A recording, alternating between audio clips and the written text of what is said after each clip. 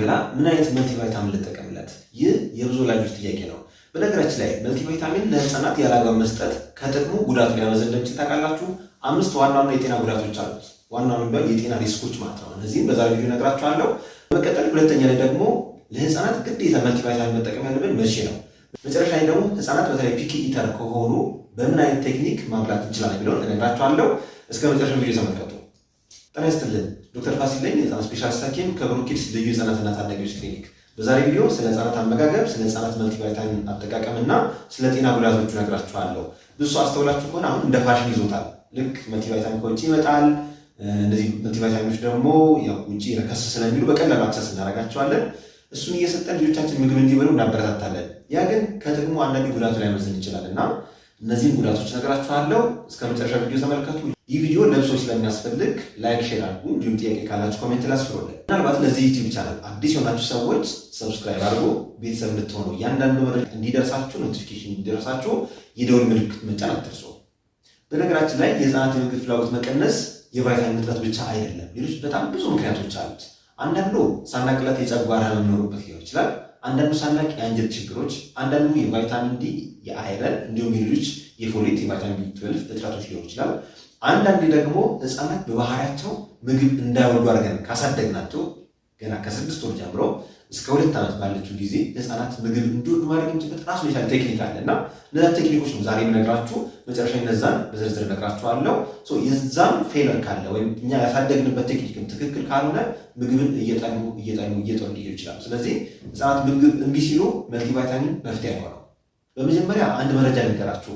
አሜሪካን አካዳሚ ኦፍ ፔዲያትሪክስ የአሜሪካ የህፃናት ህክምና ማዕከል ኤኤፒ የምንለው ትልቅ ተቋም ነው። በዚህ ተቋም በጣም ብዙ የህፃናት ሐኪሞች የሚሰሩና ትልቅ ሪኮሜንዴሽኖች የሚወጡበት ሲሆን በዚህ ተቋም መሰረት መልቲቫይታሚን ለህፃናት ብዙ አይመከርም። ከዛ ይልቅ መልቲቫይታሚን ወይም ቫይታሚን ማግኘት ያለባቸው ቀጥታ ከምግብ ከአትክልቶች፣ ከፍራፍሬዎች መሆን አለበት ብሎ ሪኮመንድ ያደርጋል። ሆኖም ግን ደግሞ ግዴታ መስጠት ያለብን ወደ 5 የህፃናት የጤና እክሎች አሉ ግዴታ መልቲቫይታሚን ያስፈልጋቸው። እነዚህ እነግራችኋለሁ። በዚህ የድርጅት ሪኮሜንዴሽን መሰረት መልቲቫይታሚን አታብዙ ይለናል። ስለዚህ መልቲቫይታሚን አታብዙ ያለበት 5 ዋና ዋና የጤና ሪስኮች ወይም ጉዳቶች ሊከሰቱ ይችላሉ። የመጀመሪያው ሪስክ ኦቨርዶዝ መውሰድ ነው። ኦቨርዶዝ ህፃናት ብዙ ጊዜ ያስተውላችሁ ከሆነ እነዚህ መልቲቫይታሚን ገሚዎችና ሽሮፖቹ በጣም ጣፋጭ ናቸው። ስኳር አላቸው፣ ብዙዎቹ ስኳር አላቸው። አንዳንዶቹ ሹገር ፍሪ ይላሉ፣ ግን ብዙዎቹ በጣም ስኳር አላቸው። ያ ደግሞ በጣም ህፃናት እንዲወዱ ያደርጋቸዋል። ስለዚህ ሳያውቁት ወይም እናንተ ዞር ስትሉ ኖርማሊ 5 ሚሊ የሚወስዱ ልጅ 15 ሚሊ ባንዴ ሊወስድባችሁ ይችላል። ስለዚህ የኦቨርዶዝ ሪስክ ስላለው አንደኛ ሪስክ ያለው ይሄ ነው። ስለዚህ ይህን ጥንቃቄ አድርጉ። ስለዚህ በዚህ መሰረት ህፃናት መልቲቫይታሚን ግዴታውን እንኳን የምትሰጡ ከሆነ ቁጥሩን በትክክል ማወቅ አለባችሁ። በትክክል ዶዙ ማወቅ አለባችሁ። ሌላው የምንሻወለው ነገር ደግሞ በጣም ሊያንስም ይችላል። ለምሳሌ የቫይታሚን ዲ እጥረት ያለበት ሰው የምናክምበት ዶዝ እና ሰፕሊመንታል ዶዝ ነው የሚባለው በጣም ይለያያል። ከ1 ዓመት በታች ያሉ ህፃናት ከ400 እስከ 600 በአማካኝ 400 ነው የምንሰጠው ለአብዛኞቹ ህፃናት። ከ1 ዓመት ጀምሮ ላሉ ህፃናት ደግሞ 600 ኢንተርናሽናል ዩኒት ነው ቫይታሚን ዲ የምንሰጠው። አሁን የቫይታሚን ዲ እጥረት ላለበት ልጅ መልቲቫይታሚን ብትሰጡት ምንም አይጠቅመው። ለምን? በውስጡ የሚይዘው 400 ብቻ ነው። ትሪትመንት ዶዝ ሲሆን ግን የዚህን 400 4ን 5 እጥፍ ነው የምንሰጠው። እስከ 2000 ኢንተርናሽናል ዩኒት ድረስ የምንሰጥበት ኬዝ አለ። ስለዚህ ኦቨርዶዝ ብቻ ሳይሆን አንደር ዶዝ ሊሆን ይችላል፣ ላይበቃቸውም ይችላል። ስለዚህ የሚመከረው በመጀመሪያ የነዚህ ቫይታሚኖችን እጥረት ቼክ ማድረግ ከፈለጋችሁ መጀመሪያ የደም ምርመራ ማድረግ፣ እያንዳንዱ ቫይታሚኖች ለብቻ ቼክ ማድረግ፣ ከዛ የእያንዳንዱን ቫይታሚን እጥረት ማከም የተሻለ ነው። ሁለተኛው የጤና ሪስክ ደግሞ አላስፈላጊ ኬሚካሎች ኤክስፖዠር ይኖራቸዋል ህፃናት። ነገራችን ላይ በዓለም ላይ ከፍተኛ መልቲቫይታሚን የምታመርተው አሜሪካ ነች። በአሜሪካ ሀገር ኤፍዲኤ የሚባል የምግብና የመድኃኒት ቁጥጥር ባለስልጣን አለ።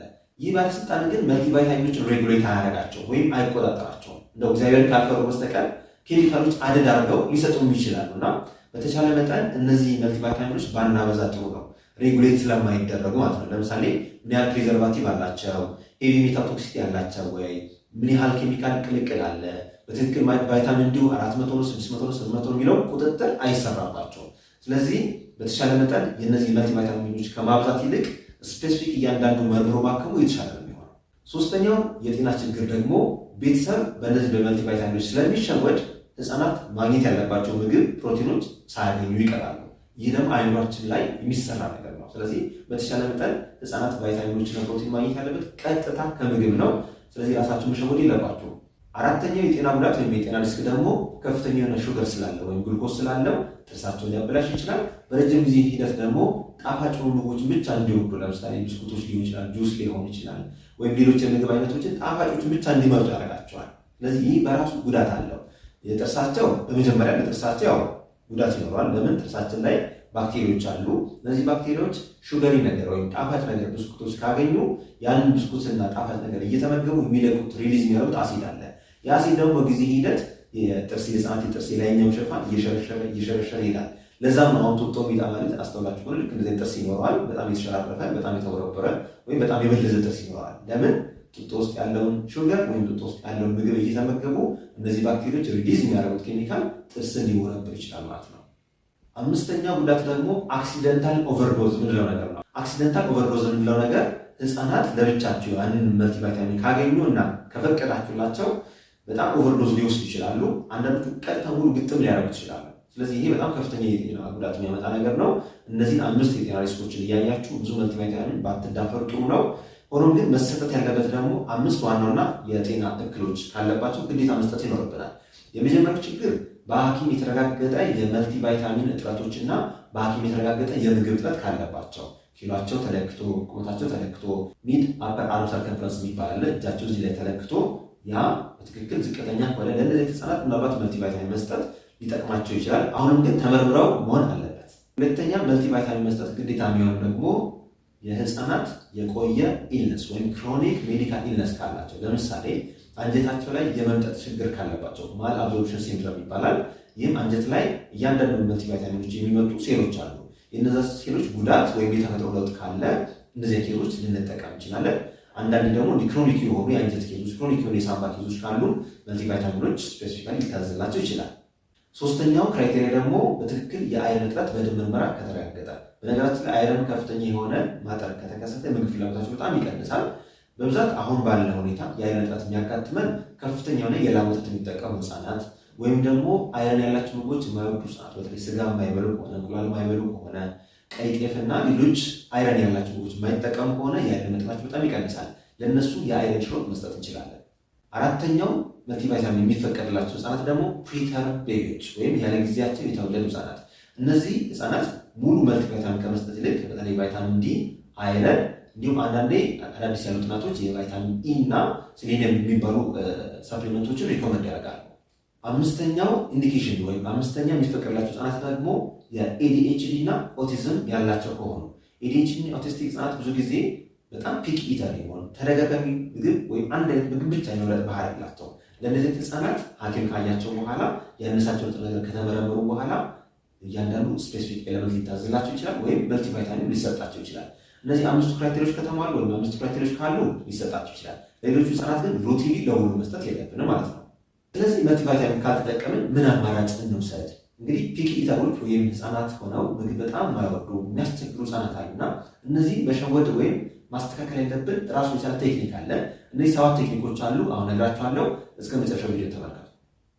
የመጀመሪያው ቴክኒክ ህፃናት ምግብን በራሳቸው እንዲወዱና እንዲለምዱት ማድረግ ነው። ይህም ከ6 ወር ወይም ከ8 ወር ጀምሮ ምግብን እንዲጨብጡት ወይም እንዲነኩት፣ ራሳቸውን እንዲቀቡ፣ እንዲያጨማልቁት መፍቀድ። ሜሲ ሊሆን ይችላል፣ በጣም ሊቆሽሹ ይችላሉ፣ እውነት ነው። ግን ምግብን ደግሞ ፊል ካደረጉት ቴክስቸሩ በደንብ ካወቁት ምንም በቲቪ ወይም በሞባይል ሳንሸውዳቸው ማብላት እንችላለን ማለት ነው። ምግብን ግን ሳይለምዱ በቲቪ በሞባይል እየተሸወዱ የሚበሉ ከሆነ ልክ 1 ዓመታቸው 2 ዓመት ወይም 3 ዓመታቸው ላይ ምንም ምግብ ሊያስችላቸው ይችላሉ። ሁለተኛው ቀላል ቴክኒክ ደግሞ የምግብ ቅርጾችን መቀያየር። ለምሳሌ ፍራፍሬዎችን የተለያየ ቅርጽ ማስያዝ ነው። ሙዝ ቀጥታ ሲሰጡት የማይፈልግ ከሆነ ሙዙን ከታትፋችሁ ክብ ክብ ክብ ታደርጉና ከላዩ ዲዛይን የሚመስሉ ነገሮች በትንሽ ስትሮቤሪ አይን የሚመስሉ ነገሮች ቁጭ ቁጭ ማድረግ፣ የማይፈልገው ነገር ወደሚፈልገው ቅርጽ ማምጣት ማለት ነው። ሶስተኛ የሚፈልጉት ቴክስቸር በደንብ ማወቅ። ለምሳሌ አንዳንድ ህፃናት ኮሽኮሽ ወይም ክሪስፒ የሆነ ቃና ያላቸው ምግቦች ይፈልጋሉ። እነሱ የሚፈልጉ ከሆነ ወደ እነሱ ወደሚፈልጉት ቴክስቸር መውሰድ።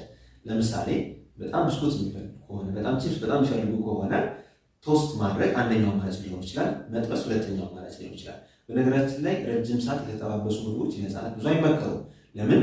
ዘይት የምንጠቀመው ዘይት ራሱ የቻለ ጉዳት ስለሚያመጣ ማለት ነው። ዘይት ከተጠቀማችሁ ለህፃናት መክራችሁ የወይራ ዘይት ኦሊቭ ኦይል የሚባለውና የኮኮናት ዘይት ነው። ስለዚህ ረጅም ሰዓት ምግብ ባትጠብሱ እመክራችኋለሁ። የተጠበሱ ምግቦች ጀነራሊ ብዙ ሪኮመንድ አላደርግም። ግን ወደ እነሱ ወደሚፈልጉት ለመቀየር የተወሰነ አጀስትመንት ሊያስፈልግ ይችላል። አራተኛው ቴክኒክ ደግሞ ሳህናቸውን መቀየር። በተለይ ክፍልፋይ ያላቸው ሳህኖች ልክ እንደዚህ ሳህኖችን መጠቀም ብዙዎቹ ያጓጓቸዋል። ለምን? አንደኛ ምግቦቹ ትንሽ ይሆናሉ። የተለያየ 4-5 አይነት ምግቦች አድርጋችሁ በትንሽ ቁጭ ስታደርጉ አዲስ ነገር ወይም አዲስ ምግብ ይመስላችኋል። ስለዚህ ሁሉንም የመሞከር እድላቸው ከፍ ይላል። ስለዚህ በዚህም ሳህን እንደማለት መጠቀም ትችላላችሁ። አምስተኛ ቀላል ቴክኒክ፣ ህፃናት ምግብን በአግባቡ ከተመገቡ፣ ረጋ ብሎ ምግብን ከተመገቡ ሪዋርድ ልታደርጓቸው ይገባል። ያማት ሊሸለሙ ይገባል፣ ሊበረታቸው ይገባሉ። ማቅረብ ሊሆን ይችላል፣ መሳም ሊሆን ይችላል። ግን በጣም ኦቨር ኤክሳይትድ ሆናችሁ ደግሞ ያን ምግብ ስለበላ በጣም ኤክሳይትድ ከሆናችሁ ሁልጊዜ ያን ነገር ያውቁባችኋል ማለት ነው። ስለዚህ ትክክለኛ ባህሪ ሲያሳዩ መሸለም፣ ማቀፍ፣ ስቲከር መስጠት፣ ትክክለኛ ያልሆነ ባህሪ፣ መጥፎ ባህሪ ካሳዩ ደግሞ ኢግኖር ማድረግ ይመከራል። ስድስተኛው ቀላል ቴክኒክ ደግሞ በማዕድ ቤተሰብ አንድ ላይ ምግብን መጋራት ወይም ማዕድን መጋራት።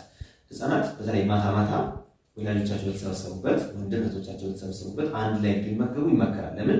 የምግብ ሰዓት ፊክስ እንደሆነ ስርዓት እንዳለው እንዲለምዱ፣ እንዲሁም ሁሉም ሰው እንደሚበላ አንደርስታንድ እንዲያደርጉ የማዕድን ሰዓት ተመሳሳይ ማድረግና አንድ ላይ ሼር ማድረግ የተሻለ ነው። የመጨረሻውና ሰባተኛ ሪኮመንድ ማድረጋችሁ ነገር ደግሞ የምትጠራጠሩት ነገር ካለ ሐኪም ጋር ቀርባችሁ ምርመራ ማድረግ፣ እያንዳንዱ ኬዝ መለየት፣ ከዛ በኋላ ችግሮቹ ከተለዩ በኋላ ለማከም ይቀላል ማለት ነው። እንግዲህ ከዛሬ ያለኝ መረጃ ይህን ይመስላል። ዶክተር ፋሲል ነኝ፣ የህፃናት ስፔሻሊስት ሐኪም ከብሩክ ኪድስ ልዩ ህፃናትና ታዳጊዎች ክሊኒክ። እንግዲህ መረጃ ለብዙዎች ያስፈልጋልና ሼር አድርጉላቸው። ጥያቄ ካላችሁ ኮሜንት ላይ አስፍሩልን። መልካም ጊዜ